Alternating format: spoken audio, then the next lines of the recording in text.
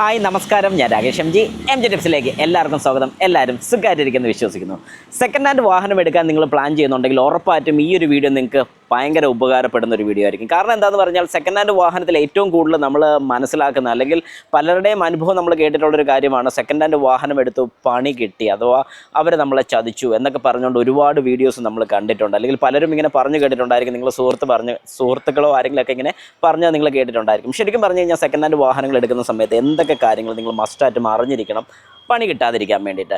ഞാൻ second hand വാഹനങ്ങൾ check ചെയ്യേണ്ട കാര്യങ്ങളെക്കുറിച്ചൊരു വീഡിയോ ചെയ്തിട്ടുണ്ടായിരുന്നു. പക്ഷേ ഈ ഒരു വീഡിയോ അത് റിലേറ്റഡ് ആയിട്ടുള്ള കാര്യമല്ല, നിങ്ങൾ പേഴ്സണലായിട്ട് അറിഞ്ഞിരിക്കേണ്ട കുറച്ച് കാര്യങ്ങളെക്കുറിച്ചാണ്. ഏകദേശം ഒരു 10 കാര്യങ്ങളാണ് ഞാൻ ഈ ഒരു വീഡിയോയിൽ ഷെയർ ചെയ്യാൻ വേണ്ടി പോകുന്നത്. അതായത് ഇതൊരു പോയിൻ്റായിട്ട് കൂട്ടേണ്ട, ഇത് നിങ്ങൾക്കൊരു അഡ്വൈസ് മാത്രമാണ്.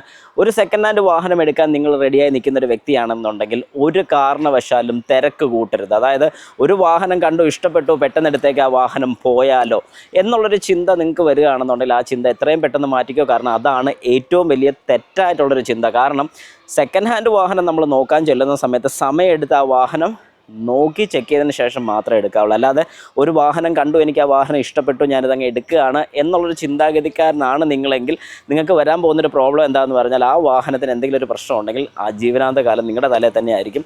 അതിന് വേണ്ടിയിട്ട് നിങ്ങൾ പിന്നെ ഒരുപാട് കാശ് മുടക്കേണ്ടി വരും. കാരണം സെക്കൻഡ് ഹാൻഡ് വാഹനം എടുത്തിട്ടുള്ളവരോട് അല്ലെങ്കിൽ ഇങ്ങനെ പണി കിട്ടിയിട്ടുള്ളവരോട് ചോദിച്ചു കഴിഞ്ഞാൽ അവർ പറഞ്ഞു തരും, വാഹനം എടുത്ത് പിന്നെ അതിനിട്ട് പണിയാൻ മാത്രം നേരം കിട്ടിയിട്ടുള്ളൂ. ഈ പൈസ ഉണ്ടായിരുന്നെങ്കിൽ ഒരു പുതിയ വാഹനം എടുക്കാമായിരുന്നു. ഒരു 80% സെക്കൻഡ് ഹാൻഡ് പഴയ വാഹനങ്ങൾ എടുക്കുന്ന ആൾക്കാരുടെ സ്ഥിരം ഡയലോഗാണ് ഞാനീ പറഞ്ഞത്. ഒട്ടും തെറ്റുള്ളൊരു കാര്യമല്ല. കാരണം ഞാനിത് ഒരുപാട് ഫേസ് ചെയ്തിട്ടുള്ളതാണ്. ഒരുപാട് പേര് പറയുന്നത് ഞാൻ കേട്ടിട്ടുള്ളതുകൊണ്ടാണ് ഞാൻ ഈ ഒരു കാര്യം കൂടി ഇതിനകത്ത് മെൻഷൻ ചെയ്യുന്നത്. ഇതിൽ ഫസ്റ്റ് കാര്യം നിങ്ങൾ അറിഞ്ഞിരിക്കേണ്ട ഒരു പോയിന്റ് എന്ന് പറഞ്ഞാൽ ഫ്ലഡ് എഫക്റ്റഡ് ആണോ എന്നുള്ളതാണ്. കാരണം നമുക്കറിയാം 2018 വെള്ളപ്പൊക്കം ആ ഒരു കാര്യം നമ്മുടെ കേരളത്തിൽ എന്ത് ബുദ്ധിമുട്ടുണ്ടാക്കിയിട്ടുണ്ടെന്നൊക്കെയുള്ള വളരെ വ്യക്തമായിട്ട് നമുക്കറിയാം. ഇതിനകത്ത് ഫ്ലഡ് എഫക്റ്റഡ് ആണോ എന്ന് ചെക്ക് ചെയ്യാൻ വേണ്ടി നിങ്ങൾക്ക് സ്വയം ചെക്ക് ചെയ്യാനുള്ള കുറച്ച് പോയിൻറ്റ്സ് ഞാൻ ആ ഒരു വീഡിയോയിൽ പറഞ്ഞിട്ടുണ്ടെങ്കിൽ പോലും നമുക്കിതിനകത്ത് ആ ഒരു കാര്യങ്ങൾ മാറ്റം വരുത്താൻ സാധിക്കും. അതായത് അതും വൃത്തിയാക്കാൻ സാധിക്കും. പക്ഷേ എന്നാലും എവിടേക്ക് എന്തൊക്കെ ചെയ്യുമെന്ന് പറഞ്ഞാൽ ഒരു ചെറിയൊരു തെളിവ് ബാക്കി കാണുമെന്ന് പറയുന്ന പോലെ നമുക്ക് വാഹനം ഇൻസ്പെക്റ്റ് ചെയ്യാൻ അറിയാവുന്നൊരു വ്യക്തിയെയും കൂടെ കൊണ്ടുപോയി ചെക്ക് ചെയ്യുന്നത് നല്ലതായിരിക്കും. ഇത് പറയാനൊരു കാര്യമെന്ന് പറഞ്ഞാൽ ഞാൻ കഴിഞ്ഞ ദിവസം എന്നെ ഗൾഫിൽ നിന്നും എൻ്റെ ഒരു സബ്സ്ക്രൈബർ വിളിച്ചിട്ടുണ്ടായിരുന്നു. അദ്ദേഹത്തിനൊരു വാഹനം നോക്കാൻ വേണ്ടി കോഴിക്കോട് പോകേണ്ടി വന്നു. ഞാൻ കോഴിക്കോട് പോയി ആ വാഹനം ഒന്ന് ചെക്ക് ചെയ്ത് നോക്കിയായിരുന്നു. അദ്ദേഹത്തോട് പറഞ്ഞിരുന്ന കാര്യമെന്ന് പറഞ്ഞാൽ ഇതിനൊരു കംപ്ലയിൻ്റ് ഇല്ല, ഒരു സ്ക്രാച്ചോ കാര്യങ്ങളോ പോലും പറ്റിയിട്ടില്ല എന്ന് പറഞ്ഞു. അപ്പം ഞാൻ ഓർത്ത് എന്നാൽ പിന്നെ പണി എളുപ്പമുണ്ടല്ലോ, ജസ്റ്റ് പെട്ടെന്ന് പോയി നോക്കുക. വലിയ പഴക്കമില്ലാത്തൊരു വാഹനമായിരുന്നു. ഞാൻ പോയി ഇൻസ്പെക്റ്റ് ചെയ്ത് നോക്കി. ചെക്ക് ചെയ്തപ്പോൾ ഒരുപാട് ഔട്ട്സൈഡ് പെയിൻറ്റിങ്ങും കാര്യങ്ങളൊക്കെ, പക്ഷേ ഹിസ്റ്ററി കറക്റ്റാണ്. പെയിൻറ്റിങ്ങും കാര്യങ്ങളൊക്കെ നടത്തിയിട്ടുണ്ട്. എക്സ്റ്റേണൽ ഡാമേജസ് ഒരുപാട് ഉണ്ടായിട്ടുണ്ട്. ഈ കാര്യങ്ങളൊക്കെ ഞാൻ റിപ്പോർട്ട് ചെയ്തു. അദ്ദേഹം പിന്നെ ആ വാഹനം എടുത്തില്ല. അപ്പം ഞാൻ പറഞ്ഞത്, അറിയാവുന്ന ആൾക്കാർ ചെന്ന് നോക്കുമ്പോൾ നമ്മുടെ ഒരു ഫീൽഡ് ആയതുകൊണ്ട് അല്ലെങ്കിൽ നമ്മളിത് സ്ഥിരം ഇതിലിട്ട് തന്നെ കൈകാര്യം ചെയ്യുന്നുള്ളതുകൊണ്ട് നമുക്കതിനെക്കുറിച്ച് പെട്ടെന്ന് അറിയാൻ സാധിക്കും. എന്നാൽ ഒരു സാധാരണ വ്യക്തി അല്ലെങ്കിൽ ഈ ഒരു ഫീൽഡ് അല്ലാത്തൊരു വ്യക്തിക്ക് കുറച്ച് ബുദ്ധിമുട്ടുള്ളൊരു കാര്യമാണ് ഈ പറഞ്ഞ കാര്യങ്ങൾ പെട്ടെന്ന് കണ്ട് മനസ്സിലാക്കുക എന്നുള്ളത്. അപ്പോൾ അതുകൊണ്ട് നിങ്ങൾ എപ്പോഴും ഒരു സെക്കൻഡ് ഹാൻഡ് വാഹനം എടുക്കാൻ ചെല്ലുന്ന സമയത്ത് ഫ്ലഡ് എഫക്റ്റഡ് ആണോ, വേറെ എന്തെങ്കിലും പ്രോബ്ലംസോ കാര്യങ്ങളൊക്കെ ഉണ്ടോ എന്നൊക്കെ ഉള്ളൂ ഒന്ന് ജസ്റ്റ് ചെക്ക് ചെയ്യാൻ പറ്റുന്ന, അല്ലെങ്കിൽ അതിനെക്കുറിച്ച് കുറച്ച് ഗ്രാഹ്യമുള്ള ഒരാളെ കൊണ്ടുപോവുകയാണെങ്കിൽ ഏറ്റവും നല്ലതായിരിക്കും. സെക്കൻഡ് പോയിന്റ്, എന്തെങ്കിലും മേജർ ആക്സിഡൻസ് ഈ വാഹനത്തിൽ ഉണ്ടായിട്ടുണ്ടോ എന്നുള്ളത് ചെക്ക് ചെയ്യുക. എങ്ങനെ അത് ചെക്ക് ചെയ്യാമെന്ന് ചോദിച്ചു കഴിഞ്ഞാൽ ഒന്നെങ്കിൽ ഈ വാഹനത്തിൻ്റെ ഹിസ്റ്ററി കിട്ടുമെന്നുണ്ടെങ്കിൽ അതാണ് ഏറ്റവും നല്ലത്. അല്ലാത്ത പക്ഷം നമുക്കൊന്ന് വിഷ്വലി ഇൻസ്പെക്റ്റ് ചെയ്ത് കഴിഞ്ഞാൽ, അതായത് ഏതൊക്കെ പാർട്സ് റീപ്ലേസ് ചെയ്തിട്ടുണ്ട്. ഇപ്പോൾ ഒരു ഡോറ് റീപ്ലേസ് ചെയ്തു, ഡോറ് ചിലപ്പോൾ ഒരു മേജർ ഒരു ആക്സിഡൻറ്റ് കൊണ്ടായിരിക്കണമെന്നില്ല, ചിലപ്പോൾ സൈഡൊന്ന് ഉരഞ്ഞു പോയി ഡോറ് കയറി കഴിഞ്ഞാൽ ഡോറ് മാറാം. അപ്പോൾ ഡോറ് മാറിയിട്ടുണ്ടെന്ന് വിചാരിച്ചുകൊണ്ട് ഈ വാഹനം ഒരു മേജർ ആക്സിഡൻ്റ് എന്ന് പറയാൻ സാധിക്കത്തില്ല. പക്ഷേ ഡോറ് മാറിയിട്ടുണ്ട്, പില്ലേഴ്സിന് പ്രശ്നമുണ്ട്, അതായത് എ പില്ലറിന് പ്രശ്നമുണ്ട്, ഫെൻഡർ പോയിട്ടുണ്ട്, ഇങ്ങനത്തെ കാര്യങ്ങളൊക്കെ മാറിയിട്ടുണ്ടെങ്കിൽ അല്ലെങ്കിൽ ഒരു ഏരിയ ഫുള്ള് പ്രശ്നങ്ങളുണ്ടെങ്കിൽ, അത് പെയിൻറ്റിങ് അല്ല ഞാൻ ഉദ്ദേശിച്ച, റീപ്ലേസ്മെൻറ്റ് ഉണ്ടെന്നുണ്ടെങ്കിൽ മേജറായിട്ടുള്ളൊരു ആക്സിഡൻറ്റ് കഴിഞ്ഞതായിരിക്കും. ഇപ്പോൾ ഫ്രണ്ട് ഹിറ്റ്, റേഡിയേറ്റർ കണ്ടൻസർ നോർമലാണ്. ഒരു മുമ്പിൽ ചെന്ന ഒരു വാഹനത്തിൻ്റെ ഇടിച്ചാൽ പോലും റേഡിയേറ്ററും കണ്ടൻസറും പൊട്ടാനുള്ള ചാൻസ് ഉണ്ട്. അത് മാത്രം മാറിയിട്ടുണ്ടെങ്കിൽ കുഴപ്പമൊന്നുമില്ല. പക്ഷേ റേഡിയേറ്ററും കണ്ടൻസറും അല്ലാതെ എഞ്ചിൻ സൈഡിലോട്ട് ഇടി വന്നു, അല്ലെങ്കിൽ ആ ഭാഗത്തുള്ള താഴെയുള്ള പോർഷൻസോ എന്തെങ്കിലുമൊക്കെ മാറിയിട്ടുണ്ടെങ്കിൽ, സപ്പോർട്ടോ കാര്യങ്ങളൊക്കെ മാറിയിട്ടുണ്ടെങ്കിൽ, നമുക്ക് നോക്കുമ്പോൾ ആപ്രോണിൻ്റെ പോർഷനിലോ കാര്യങ്ങളൊക്കെ എന്തെങ്കിലും പേസ്റ്റിങ്ങോ വല്ലതൊക്കെ ചെയ്തിട്ടുണ്ടെങ്കിൽ ഒരു കാരണവശാലും ആ വാഹനം എടുക്കാതിരിക്കാൻ ശ്രമിക്കുക. കാരണം എന്താണെന്ന് പറഞ്ഞു കഴിഞ്ഞാൽ നാളെ ഒരു സമയത്ത് നിങ്ങൾക്ക് ഈ വാഹനത്തിൻ്റെ വീൽ അലൈൻമെൻറ്റോ കാര്യങ്ങളൊന്നും കൃത്യമായിട്ട് നിൽക്കത്തില്ല. വാഹനം സൈഡ് പുള്ളിങ് വരും, സസ്പെൻഷന് പ്രശ്നം വരും, ടയർ നിൽക്കാതെ വരും. ഇങ്ങനെ ഒരുപാട് പ്രശ്നങ്ങൾ നമുക്ക് മുമ്പിൽ ഫേസ് ചെയ്യേണ്ടി വരും ഇങ്ങനെ ഒരു പ്രോബ്ലം ഉള്ള വാഹനം എടുത്തു കഴിഞ്ഞാൽ. അതുകൊണ്ട് നിങ്ങൾ മനസ്സിലാക്കേണ്ട ഒരു കാര്യം എന്ന് പറഞ്ഞാൽ, നമ്മൾ എടുക്കുന്ന സമയത്ത് നല്ലൊരു വാഹനം തന്നെ എടുക്കാൻ ശ്രമിക്കുക. കാരണം നല്ലൊരു വാഹനം എടുത്താൽ നാളെ ഒരു സമയത്ത് നമുക്കതൊരു ബുദ്ധിമുട്ട് വരാതിരുന്നുള്ളൂ. അല്ലെങ്കിൽ ഈ വാഹനം എടുത്ത് പിന്നെയും പണിയാനേ നമുക്ക് നേരം കാണത്തുള്ളൂ. അതുകൊണ്ട് ഈ പറഞ്ഞ പ്രോബ്ലംസ് ഉണ്ടോ എന്ന് നോക്കുക. ഇനി മൂന്നാമത്തെ പോയിന്റ്, ഈ വാഹനത്തിൻ്റെ സർവീസ് പ്രോപ്പർ ആണോ എന്ന് ചെക്ക് ചെയ്യുക. എങ്ങനെ ചെക്ക് ചെയ്യാൻ സാധിക്കുമെന്ന് ചോദിച്ചു കഴിഞ്ഞാൽ ഹിസ്റ്ററി ഉള്ള വാഹനം തന്നെ എടുക്കാൻ ശ്രമിക്കുക. അതായത് നമ്മളിപ്പോൾ ഒരുപാട് പഴക്കമുള്ള, ഞാനിപ്പം നിൽക്കുന്ന 2024 24 തീരാറായിട്ടുണ്ട്. പക്ഷേ ഞാനിപ്പം എടുക്കാൻ പോകുന്നൊരു സെക്കൻഡ് ഹാൻഡ് വാഹനം 2000 മോഡലാണ്. ഈ വാഹനത്തിന് ഹിസ്റ്ററി കിട്ടുമെന്ന് ചോദിച്ചു കഴിഞ്ഞാൽ 99% കാണില്ല. 1% ചാൻസ് ഉണ്ടെന്ന് പറഞ്ഞാൽ നല്ല രീതിക്ക് മെയിൻറ്റെയിൻ ചെയ്യുന്നൊരു വാഹനമാണെങ്കിൽ ആ ഒരു വാഹനത്തിന് ഹിസ്റ്ററി ഉറപ്പായിട്ടും കാണും. അപ്പോൾ അത് വോട്ടെവർ ഇറ്റ് ഈസ്, അതപ്പോട്ടെ.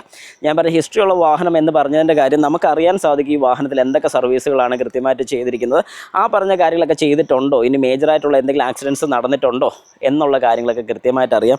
സർവീസിൻ്റെ കാര്യം ഞാൻ എടുത്ത് പറഞ്ഞതിൻ്റെ കാര്യം വാഹനത്തിൻ്റെ എഞ്ചിൻ ലൈഫ് അറിയാൻ വേണ്ടിയിട്ടാണ് ഞാനത് പറഞ്ഞത്. കാരണം സർവീസ് സെൻറ്ററിൽ അല്ലെങ്കിൽ ഏതെങ്കിലും ഒരു ഷോറൂമിൽ ചെയ്തൊരു വാഹനത്തിലെ ഹിസ്റ്ററി കാണത്തുള്ളൂ. അങ്ങനെ ഒരു ഹിസ്റ്ററി ഉള്ള വാഹനമാണുള്ള ഗുണം എന്താണെന്ന് ചോദിച്ചു കഴിഞ്ഞാൽ നിങ്ങൾക്ക് ഉറപ്പിക്കാം ഈ കസ്റ്റമർ ഈ വാഹനം നല്ല കൃത്യമായിട്ട് നോക്കിക്കൊണ്ടിരുന്നതാണ്.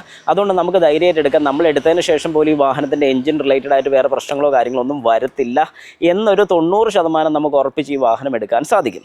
ഇനി 4ാമത്തെ പോയിന്റ്, എന്തെങ്കിലും എക്സിസ്റ്റിംഗ് ആയിട്ടുള്ള കംപ്ലൈൻറ്റ് ഈ വാഹനത്തിൽ ഉണ്ടോ എന്ന് നോക്കുക. അതെങ്ങനെ നമുക്കറിയാൻ സാധിക്കും? ഞാൻ തൊട്ട് പുറയിൽ പറഞ്ഞൊരു പോയിന്റ്, അതായത് ഹിസ്റ്ററി ഉള്ള വാഹനം എന്ന് പറയുമ്പോൾ നമുക്ക് എക്സിസ്റ്റിംഗ് ആയിട്ട് എന്തെങ്കിലും കംപ്ലയിൻറ്റ്സ് ഉണ്ടെങ്കിൽ ഈ വാഹനത്തിൻ്റെ ഹിസ്റ്ററിക്കകത്ത് അത് വളരെ വ്യക്തമായിട്ട് കൊടുത്തിട്ടുണ്ടായിരിക്കും. ഇപ്പം ഹിസ്റ്ററി എടുക്കാൻ വലിയ ബുദ്ധിമുട്ടോ കാര്യങ്ങളോ ഒന്നുമില്ല. കാരണം ഒരുമാതിരിപ്പെട്ട എല്ലാ ഷോറൂംസിലും പരിചയക്കാരും ഒക്കെ കാണുന്നുള്ളതുകൊണ്ട് നമുക്ക് അവരോട് ചോദിച്ച് കുറച്ചൊക്കെ മനസ്സിലാക്കാൻ സാധിക്കും. ഇനി അതല്ലെന്നുണ്ടെങ്കിൽ നമുക്ക് കസ്റ്റമറുമായിട്ട്, അതായത് ഞാൻ മേടിക്കാൻ പോകുന്ന വാഹനം ഹുണ്ടായുടെ ഏതെങ്കിലും ഒരു വാഹനമാകാം, മാരുതിയുടെ വാഹനമാകാം, ഏത് വാഹനമാണ് ഞാൻ മേടിക്കാൻ പോകുന്നത് ആ വാഹനത്തിൻ്റെ കസ്റ്റമറുമായിട്ട് അതേ ഷോറൂമിൽ ചെന്ന് കഴിഞ്ഞ് RC ബുക്ക് കാണിച്ചാൽ അവർ ഇതിൻ്റെ ഹിസ്റ്ററി നമുക്ക് പറഞ്ഞു തരുന്നതാണ്. വിത്ത് കസ്റ്റമറുടെ കൺസേണോടുകൂടി നമുക്ക് പറഞ്ഞു തരുന്നതാണ്. അതുകൊണ്ട് ആ ഹിസ്റ്ററി കിട്ടാൻ വലിയ ബുദ്ധിമുട്ടില്ലെന്നുള്ളൊരു കാര്യം നമുക്ക് തീരുമാനമായി.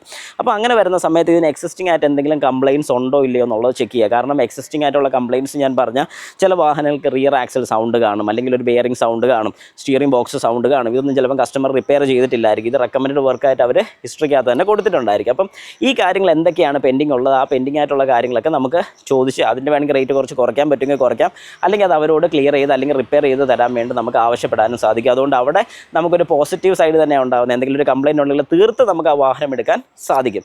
ഇനി 5ാമത്തെ പോയിന്റ്, ഈ വാഹനത്തിൻ്റെ ഓണറുമായിട്ട് സംസാരിക്കാൻ സാധിക്കുമെങ്കിൽ ഏറ്റവും നല്ലൊരു കാര്യമാണ്. അതായത് പലപ്പോഴും നമ്മളിപ്പം ഫേസ് ചെയ്യുന്ന അല്ലെങ്കിൽ ഒരു സെക്കൻഡ് ഹാൻഡ് വാഹനം എടുക്കുന്ന സമയത്ത് നമ്മൾ കാണുന്ന ഒരു കാര്യമാണ് പാർക്ക് ആൻഡ് സെയിൽ എന്ന് പറയുന്ന ഫംഗ്ഷനോ അല്ലെങ്കിൽ ഏതെങ്കിലും ഒരു ഷോറൂംസിലോ എവിടെയെങ്കിലും ഒരു സെക്കൻഡ് ഹാൻഡ് സെയിൽ നടത്തുന്ന സ്ഥലത്ത് കൊണ്ടിട്ട് അവിടെ നിന്നായിരിക്കും സെയിൽ ചെയ്യുന്നത്. അപ്പോൾ ഇതിൻ്റെ കസ്റ്റമറായിട്ട് നമുക്ക് സംസാരിക്കാൻ സാധിക്കുന്നതല്ല. എന്നാൽ കസ്റ്റമറായിട്ട് സംസാരിക്കുന്നതിൻ്റെ ഗുണങ്ങൾ എന്തൊക്കെയാണെന്ന് ചോദിച്ചു കഴിഞ്ഞാൽ അദ്ദേഹം അല്ലെങ്കിൽ ആ പറയുന്ന വ്യക്തി വളരെ വ്യക്തമായിട്ട് നമുക്ക് പറഞ്ഞു തരും ഇന്ന പ്രോബ്ലംസ് ഉണ്ടായിരുന്നു എന്നൊക്കെ ഉള്ള ജെന്യുവനായിട്ടുള്ള കസ്റ്റമേഴ്സ് ആണെങ്കിൽ, ഇല്ലെന്നല്ല ഞാൻ പറയുന്നത്, അങ്ങനെയാണെന്നുണ്ടെങ്കിൽ നമുക്ക് അവരോട് സംസാരിക്കുമ്പോൾ അറിയാൻ സാധിക്കും ഈ വാഹനത്തിന് എന്തൊക്കെ പ്രശ്നങ്ങളുണ്ട്. അതുകൊണ്ട് ഞാൻ എപ്പോഴും പറയുന്നത് നമുക്ക് പ്രൈവറ്റ് പാർട്ടീസിൽ നിന്ന് തന്നെ അല്ലെങ്കിൽ ഒരു കസ്റ്റമറുടെ നിന്ന് തന്നെ ഡയറക്റ്റ് ഒരു വാഹനം സെക്കൻഡ് ഹാൻഡ് മേടിക്കാൻ സാധിക്കുമെന്നുണ്ടെങ്കിൽ കുറച്ച് നല്ലതായിരിക്കും. അത് വേറൊന്നും കൊണ്ടല്ല, കുറച്ച് കമ്മീഷനോട് കുറഞ്ഞ് കിട്ടും, അല്ലെങ്കിൽ കുറച്ച് റേറ്റ് കുറച്ച് കിട്ടാൻ സാധ്യത കുറച്ച് കൂടുതലാണ് അങ്ങനെ എടുക്കുകയാണെന്നുണ്ടെങ്കിൽ. എല്ലാ സമയത്തും ഇത് പോസിബിൾ ആയെന്ന് വരത്തില്ല, പക്ഷേ ഇത് പോസിബിൾ ആണെങ്കിൽ ഒന്ന് ചെയ്യാൻ ശ്രമിക്കുന്നത് ഏറ്റവും നല്ലതായിരിക്കും. 6ാമത്തെ പോയിന്റ്, നമുക്ക് സാധിക്കുമെന്നുണ്ടെങ്കിൽ ഈ വാഹനത്തിൻ്റെ ഒരു ടെസ്റ്റ് ഡ്രൈവ് എടുക്കുക. ടെസ്റ്റ് ഡ്രൈവ് എന്ന് പറയുമ്പോഴത്തേക്കും ജസ്റ്റ് ഒരു 1 കിലോമീറ്റർ ഒന്ന് ഓടിയിട്ട് ഓക്കെ വാഹനം അടിപൊളി കണ്ടീഷൻ എന്നൊരു കാരണവശാലും പറയരുത്. ഒരു 10 കിലോമീറ്റർ എങ്കിലും വൺ സൈഡ് ഒരു 5 കിലോമീറ്റർ പ്ലസ് ഓടിക്കാൻ ശ്രമിക്കുക. അങ്ങനെ ഒരു 5 കിലോമീറ്റർ അതും വിത്ത് ഡിഫറെൻറ്റ് RPM തന്നെ നമ്മളത് ഓടിക്കാൻ ശ്രമിക്കുക എന്നേ ഞാൻ പറയത്തുള്ളൂ. അതായത് വാഹനത്തിൻ്റെ ഗിയർ ഏറ്റവും ടോപ്പ് ഗിയറിലോട്ട് കൊണ്ടുവരാതെ ഒരു ഡൗൺ ഗിയേഴ്സിൽ തന്നെ, അത് ഏകദേശം ഒരു 4th ഗിയറിൽ വരെയൊക്കെ തന്നെ 3rd ഗിയേഴ്സിലൊക്കെ ഒരുപാട് RPM കൊടുത്ത് നോക്കി ഈ വാഹനം ഓടിക്കാൻ ശ്രമിക്കുക. അങ്ങനെ ഓടിക്കുന്ന സമയത്ത് എന്തെങ്കിലും ഓവർ ഹീറ്റോ അല്ലെങ്കിൽ AC-യുടെ കൂളിംഗ് കട്ടാവുന്നുണ്ടോ, അത് കണ്ടിന്യൂസ് ആയിട്ട്, അതായത് ചിലപ്പോൾ നമുക്ക് സഡനായിട്ടുള്ളൊരു ആക്സിലറേഷൻ കൊടുക്കുന്ന സമയത്ത് AC കട്ട് ഓഫ് ആവും, അത് നോർമലാണ്. അതല്ല AC കൂളിംഗ് ആയി വരാൻ താമസം എടുക്കുന്നുണ്ടോ, വേറെ എന്തെങ്കിലും പ്രശ്നമുണ്ടോ, AC കുറച്ച് നേരം ഓടി കഴിയുമ്പോഴത്തേക്കും കൂളിംഗ് കുറയുന്നുണ്ടോ, ഈ കാര്യങ്ങളൊക്കെ നമുക്ക് വ്യക്തമായിട്ട് ശ്രദ്ധിക്കാൻ സാധിക്കും. വേറെ എന്തെങ്കിലും സൗണ്ടോ കാര്യങ്ങളൊക്കെ ഉണ്ടോ എന്ന് ശ്രദ്ധിക്കാൻ സാധിക്കും. നല്ല റോഡിൽ കൂടെ മാത്രം ഓടിക്കാതിരിക്കാൻ ശ്രമിക്കുക.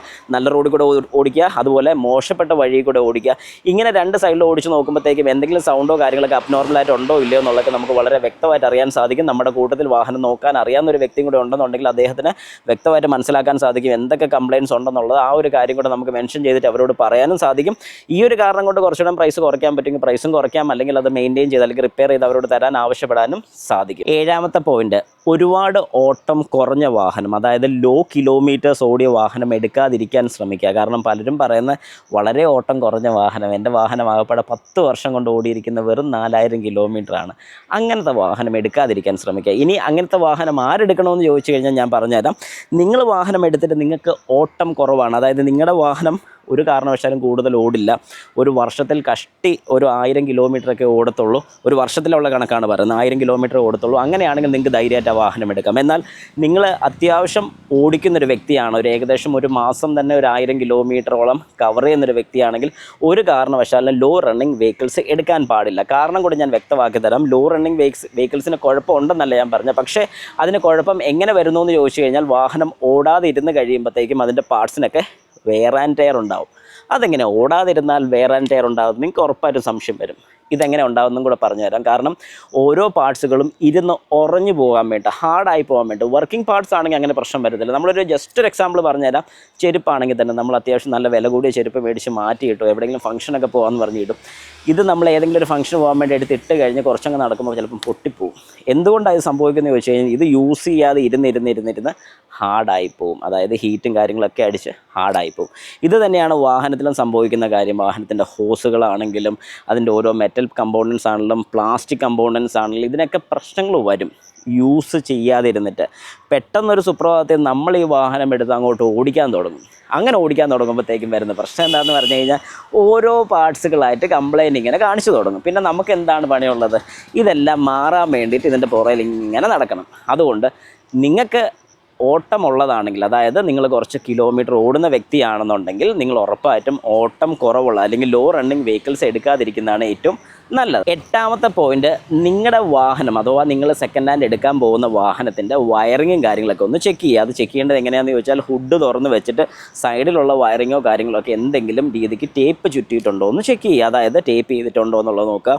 നമ്മുടെ പാസഞ്ചർ സൈഡിലോ അല്ലെങ്കിൽ ഡ്രൈവർ സൈഡിൻ്റെ തൊട്ട് താഴെ വരുന്ന വയറിങ്സ് ഒക്കെ ജസ്റ്റ് വിഷ്വലി നമ്മൾ തന്നെ ഒന്ന് കുനിഞ്ഞ് നോക്കിയിട്ട് അവിടെ വേറെ വയറിങ്, അതായത് ടേപ്പ് ഒന്നും ചുറ്റിയിട്ടില്ല എന്നുള്ളതൊന്ന് കൺഫേം ആക്കുക. ടേപ്പ് ചുറ്റുക എന്ന് പറഞ്ഞാൽ കമ്പനി ചുറ്റിയുള്ള ടേപ്പല്ല ഞാൻ ഉദ്ദേശിച്ചത്, അല്ലാതെ ഓരോ വയേഴ്സായിട്ട് എടുത്ത് ടേപ്പ് ചെയ്തിട്ടൊന്നുമില്ല എന്നുള്ളതൊന്ന് കൺഫേം ആക്കുക. എന്തുകൊണ്ട് ഞാൻ അങ്ങനെ പറഞ്ഞതെന്ന് ചോദിച്ചു കഴിഞ്ഞാൽ റാറ്റ് എൻഡേഡോ അല്ലെങ്കിൽ ഏതെങ്കിലും രീതിക്ക് ഇതിൻ്റെ വയറിങ് മാറുകയോ എന്തെങ്കിലും അഡീഷണൽ ഫിറ്റ്മെൻറ്റ്സോ അതായത് മേജറായിട്ടുള്ള രീതിക്ക് ചെയ്തിട്ടുണ്ടോ ഇല്ലെന്ന് അറിയാൻ സാധിക്കും.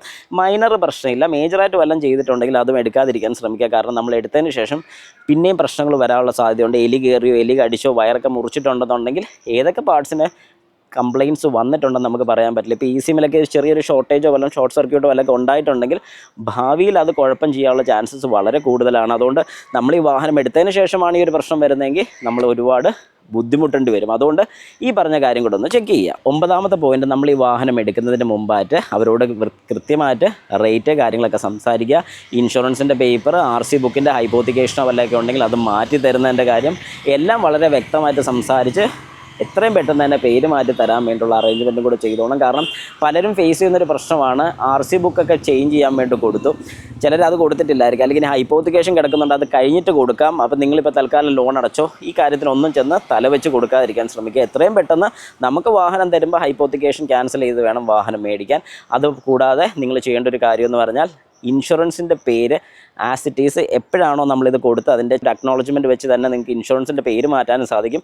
എത്രയും പെട്ടെന്ന് തന്നെ ഇൻഷുറൻസിൻ്റെ പേര് മാറ്റിക്കോണം. കാരണം പലരും ചിന്തിക്കുന്ന ഒരു കാര്യം, ഇനി ഒരു 2 മാസം കൂടെ ഉള്ളൂ, അതും കൂടെ കഴിഞ്ഞ് ഇൻഷുറൻസിൻ്റെ പേര് മാറ്റിയാൽ പോരെ എന്ന് ചിന്തിക്കുന്ന ആൾക്കാരാണ് കൂടുതൽ. അങ്ങനെ ചിന്തിച്ച് കഴിഞ്ഞാൽ അല്ലെങ്കിൽ അങ്ങനെ ചെയ്ത് കഴിഞ്ഞാൽ വരുന്നൊരു കുഴപ്പം എന്താണെന്ന് ചോദിച്ചു കഴിഞ്ഞാൽ നിങ്ങളുടെ വാഹനത്തിൻ്റെ ഇൻഷുറൻസ് നിങ്ങളുടെ പേരിലല്ലെന്നുണ്ടെങ്കിൽ വാഹനത്തിൻ്റെ RC നിങ്ങളുടെ പേരിലും ഇൻഷുറൻസ് വേറെ പേരിലും ആണെങ്കിൽ എന്തെങ്കിലും ആക്സിഡൻറ്റോ കാര്യങ്ങളോ ഉണ്ടായിട്ടുണ്ടെങ്കിൽ ഒരു കാരണവശാലും നിങ്ങൾക്ക് ക്ലെയിം കിട്ടുന്നതല്ല. ഇൻ കേസ് ഒരു തേർഡ് പാർട്ടി ഇൻഷുറൻസ് മാത്രം ഉള്ളതാണെങ്കിൽ പോലും നിങ്ങൾക്ക് പണി കിട്ടുന്നതായിരിക്കും. അതുകൊണ്ട് ഒരു കാരണവശാലും ഈ ഒരു രീതിയിൽ ചെയ്യാതിരിക്കാൻ വേണ്ടി ശ്രമിക്കുക. പിന്നെ ലാസ്റ്റ് പോയിന്റ്, 10ാമത്തെ പോയിന്റ്, വാഹനം എടുത്തതിന് ശേഷം, അതായത് നിങ്ങളൊരു സെക്കൻഡ് ഹാൻഡ് വാഹനം എടുത്തു, അത് എടുത്താൽ ഉടനെ തന്നെ ഷോറൂമിൽ, അതായത് ഒരു സർവീസ് സെൻറ്ററിൽ കൊണ്ടുപോയി ആ വാഹനത്തിൻ്റെ ഫുൾ സർവീസ്, അതായത് including engine oil, coolant, brake fluid, fuel filter, air filter, petrol വാഹനമാണെങ്കിൽ സ്പാർക്ക് പ്ലഗ്, പെട്രോൾ ഫിൽറ്റർ അഥവാ ഡീസൽ വാഹനമാണെങ്കിൽ ഡീസൽ ഫിൽറ്റർ, ഈ കാര്യങ്ങളെല്ലാം മാറി വിട്ടോണം. കാരണം ഇത് റീസെൻ്റ്ലി മാറിയതാണ്, ഞാൻ പുറത്ത് കൊണ്ടുപോയി മാറി എന്നൊക്കെ കസ്റ്റമറോ അല്ലെങ്കിൽ നമ്മൾ മേടിക്കുന്ന സ്ഥലത്തുള്ള ആ വ്യക്തി പറഞ്ഞാൽ പോലും ഒരു കാരണവശാലും നമ്മൾ ചെവി കൊടുക്കേണ്ട കാര്യമില്ല. നമ്മുടെ കയ്യിൽ വാഹനം കിട്ടിയതിന് ശേഷം ഈ പറഞ്ഞ കാര്യങ്ങളെല്ലാം ചെയ്ത് വിട്ടാൽ പിന്നെ അടുത്തൊരു വർഷം അല്ലെങ്കിൽ ഒരു 10,000 കിലോമീറ്റർ കഴിഞ്ഞ് പിന്നെ നമ്മൾ ഈ വാഹനത്തിലോട്ട് തിരിഞ്ഞു നോക്കിയാൽ മതി. ഇതിൽ കുറച്ച് പേര് ചെയ്യുന്നൊരു കാര്യം എന്ന് പറഞ്ഞാൽ ഞാനിപ്പോൾ വാഹനം എടുത്തതേ ഉള്ളൂ, 2-3 മാസം കഴിയട്ടെ എന്നിട്ട് നമുക്ക് മാറാം എന്നുള്ളൊരു ചിന്ത തെറ്റാണ്. ഒരു കാരണവശാലും ആ രീതി മെയിൻറ്റെയിൻ ചെയ്യാതിരിക്കാൻ ശ്രമിക്കുക. വാഹനം എടുത്ത ഉടനെ തന്നെ സർവീസും കൂടെ തീർത്തതിന് ശേഷം നിങ്ങളൊരു ലോങ് ഡ്രൈവോ അല്ലെങ്കിൽ നിങ്ങളത് യൂസ് ചെയ്യുന്നതായിരിക്കും ഏറ്റവും നല്ലതെന്ന് ഞാൻ സജസ്റ്റ് ചെയ്യും. ഏതായാലും ഈ പോയിൻറ്റ്സ് എല്ലാം നിങ്ങൾക്ക് ഹെൽപ്ഫുൾ ആയെന്ന് ഞാൻ വിശ്വസിക്കുന്നു. ഇതിൽ എന്തെങ്കിലും ഡൗട്ടോ കാര്യങ്ങളൊക്കെ ഉണ്ടെങ്കിൽ ജസ്റ്റ് കമൻറ്റ് ബോക്സിൽ ഒന്ന് കമൻറ്റും കൂടി ഇട്ടേക്കുക. വേറെ എന്തെങ്കിലും അപ്ഡേഷൻസ് വേണമെങ്കിൽ അതും കൂടെ ഒന്ന് ഇട്ടേക്കുക. അപ്പോൾ എല്ലാവർക്കും നന്ദി, നമസ്കാരം.